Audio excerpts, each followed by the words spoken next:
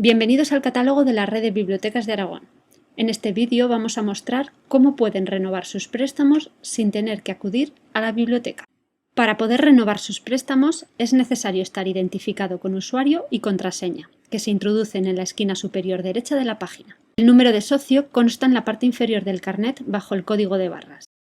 La contraseña se facilita en el momento de darse de alta como socio. Si no la recuerda, puede generar una nueva pulsando en el enlace "Ha olvidado su contraseña".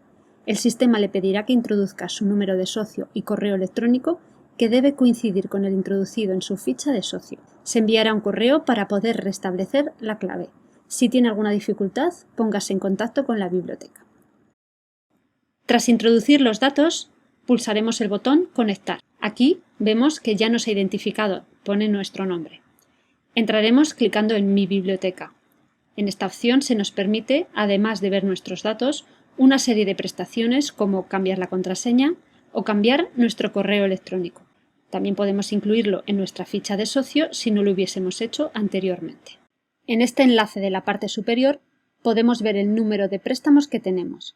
Si clicamos en él, nos llevará a la sección de la pantalla donde están listados nuestros préstamos.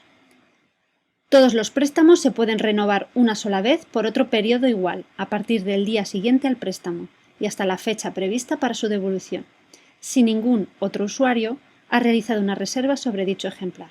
Cuando un préstamo se ha sobrepasado de fecha, ya no se podrá renovar. Para proceder a la renovación simplemente habrá que marcar en la casilla que nos interese y posteriormente pulsar el botón de renovar. Si el documento no tiene una casilla que marcar, significa que no es posible hacer esa renovación, porque ya se ha renovado una vez, porque se ha sobrepasado la fecha de devolución o porque haya una reserva de otro usuario.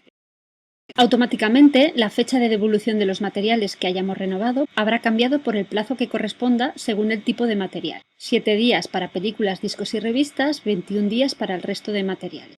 Con estos pasos, la renovación ya está hecha.